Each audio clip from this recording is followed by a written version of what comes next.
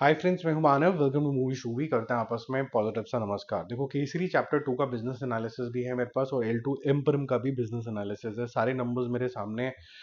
L2 एम्परम का तो आप ये फाइनल वर्डिक्ट आप समझ सकते हो, और केसरी चैप्टर 2 हिट होगी कि नहीं होगी उसके मैं आपको इंडिकेशंस दे दूंगा, और उसके बाद आपको थोड़ा सा वेट करना पड़ेगा देखने के लिए कि केसरी किस डायरेक्शन के अंदर जा रही है। पहले L2 एम्परम की बात कर लेते हैं। इसके बहुत सारे प्रोड्यूसर्स हैं, महंगी पिक्चर है। अगर हम मलयालम सिनेमा के हिसाब से बात करें, 180 करोड़ रुपए में बनी है। लाइका प्रोडक्शंस, आशीर्वाद cinemas and Shri Gokul movies जो है, जो खुद प्रोडक्शन कंपनीज भी हैं और डिस्ट्रीब्यूशन भी काफ़ी जगह पे खुद ही करते हैं।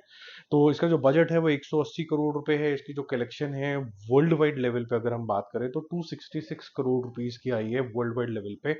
और नेट अगर हम बात करें इंडिया के अंदर तो वो आया है 106 करोड़ रुपीस। ठीक है, तो ये आप सिर्फ नंबर्स अपने दिमाग में रजिस्टर कर लीजिए। अब देखते हैं कि हमें 180 करोड़ के अगेंस्ट क्या क्या रिकवरी हुई है। पहले तो ओटीटी जो है जियो हॉटस्टार ने ले लिया। उसने बोला ये लो 60 करोड़ रुपए लो, बहुत बड़ी ये मैं बोलूँगा रकम है मलयालम सिनेमा के हिसाब से। उनके पास सारी लैंग्वेजेस के राइट्स हैं। सैटेलाइट लिया एशिया नेट ने, उसने 40 करोड़ रुपए दे दिए। म्यूजिक आया 5 करोड़ रुपए का, तो टोटल 105 करोड़ रुपीज तो इन्होंने समझ लीजिए कि नॉन थिएटिकल जो राइट्स हैं उसी से ले लिए। तो ये रजिस्टर कर लो अपने दिमाग में। 180 जो था वो बजट था और 105 था नॉन थिएटिकल से कर दिया। अब थिएटिकल राइट्स जो है बहुत लोगों को बिके हैं, मतलब रेल लग गई है वहाँ पर, क्योंकि ऑब्वियसली अलग अलग रीजन है। क्योंकि जब आपके रीजनल सिनेमा होता है वो थोड़ा धीरे धीरे धीरे करके बिकता है। ओवरऑल जो बेसिस है वो करीबन करीबन 80 करोड़ रुपए इन्होंने वहां से रिकवर करें। कैसे करें? ठंडानी साहब ने जिन्होंने रेस्ट ऑफ इंडिया के राइट्स लिए थे वो करीबन करीबन 10 करोड़ रुपए में लिए थे। एपी तेलंगाना, दिल राजू साहब ने 5 करोड़ रुपए में लिए। कर्नाटका के अंदर होम्बले फिल्म्स ने 5 करोड़ रुपए में लिए। टीएन में खुद ही श्री गोकुलम जो उनके वन ऑफ द प्रोड्यूसर्स भी हैं, उन्होंने करीबन 10 करोड़ रुपए का नोशनल अमाउंट माना होगा। केरला के अंदर जो है 45 करोड़ रुपीस के आसपास का खुद ही डिस्ट्रीब्यूट करते हुए इनका नोशनल अमाउंट माना होगा। तो इसका ओवरऑल बेसिस पे अगर हम देखें तो इंक्लूडिंग ओवरसीज जो कि बहुत सारी कंपनियों को बिका है, ऑस्ट्रेलिया में अलग, नॉर्थ अमेरिका में अलग, जीसीसी में अलग, टोटल मिला के 30 करोड़ रुपए का इनकम वहां से आया। तो अगर हम देखें कि इंडिया की जो थेरेटिकल राइट्स हैं वो 80 करोड़ रुपीस में बिके, और जो ओवरसीज के जो राइट्स हैं वो करीबन करीबन आप ये समझ लीजिए 30 करोड़ में बिके। और मतलब थेरेटिकल राइट्स जो इंडिया के वो 75, सॉरी 80 नहीं 75 प्लस 30, 105 इसके भी हो गए। तो 105 प्लस 105 210 करोड़ रुपए। लगाए कितने थे? 180 करोड़ रुपए। तो पहले ही एक मिनिस्कुल अमाउंट उन्होंने प्रॉफिट में बुक कर लिया, क्योंकि ये महंगी पिक्चर है, इसके अंदर रिस्क भी ज्यादा है। मतलब 30 करोड़ रुपए इन्होंने रिजर्व कर लिया। अब प्रॉफिट्स हुए कि नहीं हुए उसको समझते हैं। ए ठंडानी साहब ने रेस्ट ऑफ इंडिया के जो राइट्स लिए थे वो लिए थे 10 करोड़ रुपए में। यानी कि अगर ये मूवी 17-18 करोड़ रुपए क्रॉस करती है उस रीजन के अंदर तो ये हिट हो जाती है, लेकिन उसने क्रॉस करे 10 करोड़ रुपए, तो ठंडानी साहब को इसमें लॉस होएगा। मतलब पैसा वो नहीं कमाएंगे, क्योंकि अगर 18 करोड़ रुपए कमा अगर वो करते तब उनकी इन्वेस्टमेंट जो है वो रिकवर हो जाती। तो मिनिमम 18 करने थे ताकि ब्रेक इवन होता, तो इसमें तो होगा लॉस।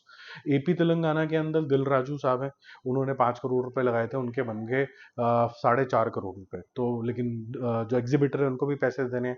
तो अगर उन्होंने 4 लगाए हैं तो कम से कम 9 करोड़ रुपए की वहां पर इनकम होनी चाहिए। तो एपी तेलंगाना के अंदर भी एक्चुअली में ये पिक्चर फ्लॉप है।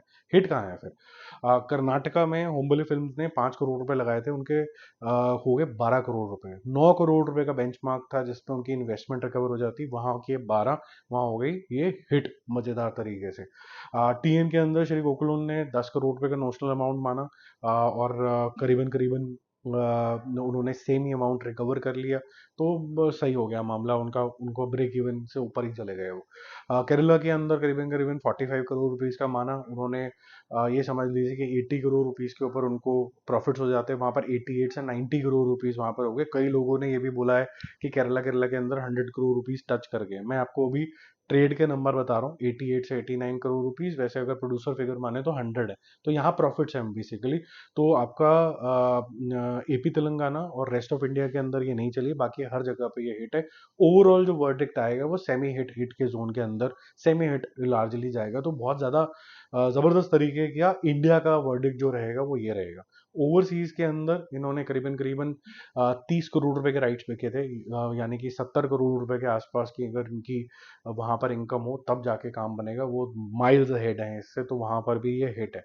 तो कुछ क्षेत्र को छोड़ के लार्जली ये पिक्चर हिट है। तो जिनके भी मन में ये सवाल था कि L2 इम्प्रम जिस स्पीड से शुरू हुई थी लेकिन फिर अटक गई, शायद होगा कि नहीं होगा इसके, तो मोटे मोटे लेवल पे इसने पैसे कमा लिए। अब केसरी टू के बारे में बात करते हैं।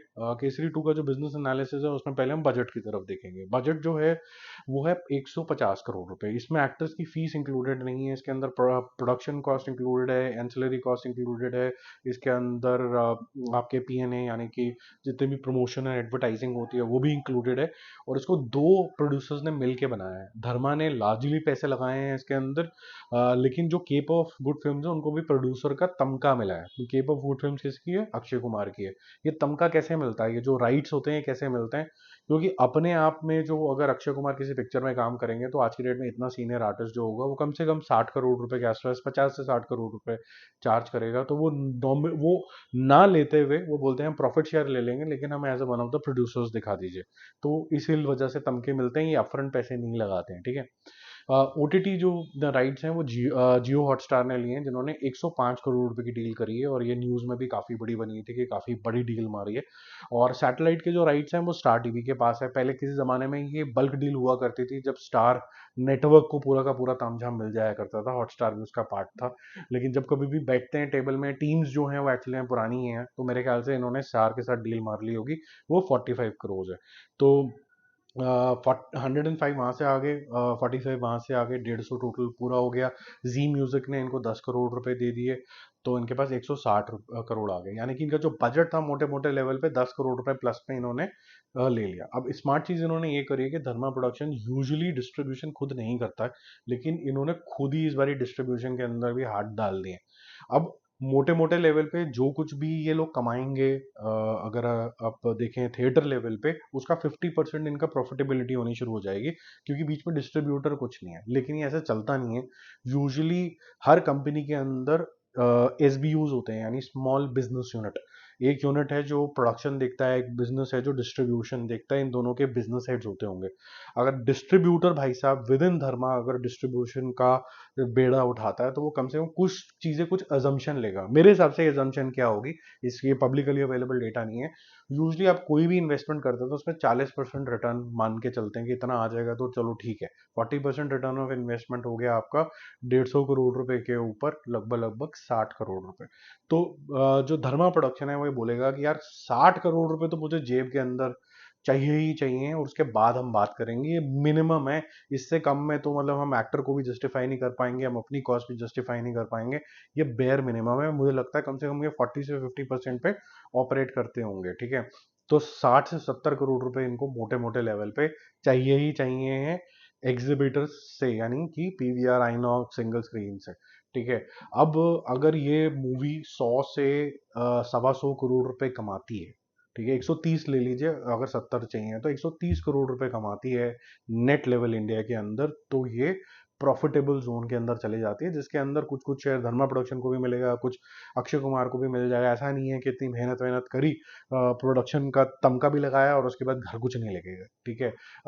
सिर्फ ब्रेक इवन टाइप का ही जोन के अंदर आ गया। तो स्मार्ट वे से इसको पैसे भी खर्चे गए हैं, स्मार्ट वे से इसको डिस्ट्रीब्यूट भी किया गया है। लेकिन अगर आप एक्चुअल एक्सपेंडिचर्स की बात करें, क्योंकि आप कंपनियां चला रहे हैं और एक्टर्स की फीस नहीं गई है, मेन एक्टर की फीस नहीं गई है, तो आपको कम से कम इस मूवी को 100 से 125 करोड़ रुपए परफॉर्म करना ही पड़ेगा। 125 आप अपने दिमाग में बिठा लीजिए।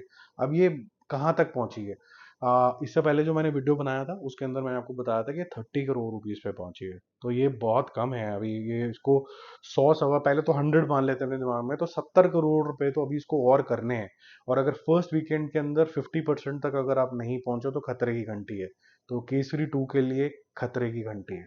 ये खतरे की घंटी केसरी के लिए नहीं थी, केसरी टू जो कि अच्छी पिक्चर है, इफेक्टिव स्टोरी है, उसके लिए खतरे की घंटी है। अब इसे खतरे की घंटी को सॉल्व कैसे किया जा सकता है? सिर्फ पब्लिक ही इसका आंसर दे सकती है कि वो क्यों नहीं जा रही है। अगर जाएगी तो उसको क्या इंसेंटिवाइज किया जाए तब जाए। क्या इसका रिलीज टाइम गलत था? क्योंकि IPL भी चल रहा है, IPL एक डेटरेंट हो ही जाता है लोगों के लिए कि चलो छोड़ो फिर कभी देख लेंगे, ऐसा हो जाता है। तो मेरे ख्याल से तो ये जो प्रोपोजिशन है, ये चाहे लॉस इतने ज़्यादा किसी को ना दे, लेकिन जेब में कुछ नहीं आने वाला किसी के। तो ये ऑन पेपर सेमी हिट विट का कुछ जोन के अंदर ये चली जाएगी, या शायद जो बहुत ज़्यादा स्ट्रिक्ट मार्किंग करते हैं और वो सिर्फ बजट के पर्सपेक्टिव से देखते हैं, वो उसको फ्लॉप भी डिक्लेयर कर देंगे। लेकिन ये एक्चुअली में फ्लॉप नहीं होगी, क्योंकि जैसे मैंने आपको रिकवरी सिस्टम समझाया, ये पैसे तो आ जाएंगे जेब में सबके पास, लेकिन वो जो पैसे होंगे वो जस्ट अबाउट इतने ही होंगे कि उनके खर्चे निकलेंगे। तो ये ब्रेक इवन से ऊपर जाती हुई मुझे इस टाइम पे नहीं दिख रही है। ठीक है, बाकी हम जल्दी मिलते हैं और रिव्यूज और अपडेट्स के साथ। होपफुली इस तरीके के मैथमेटिक्स से आपको लार्जली कुछ समझ में आ जाता होगा। देखो, एक और तरीका है कि मैं एक बोर्ड लेके भी लिखूं तो आपको ज़्यादा रजिस्टर हो जाता है, लेकिन ट्रस्ट मी, इस तरीके की एडिटिंग के लिए कम से कम नहीं तो 1-1.5 घंटे का समय और चाहिए होता है, और बहुत सारा कंटेंट बनाने के चक्कर में इतना होता नहीं है। आई होप कि मैंने धीरे धीरे बोला है, ताकि आप वो रजिस्टर कर लो। जहां जहां भी आपको रोक के देखना है, आप रोक के देख सकते हो वीडियो को। ठीक है, बाय।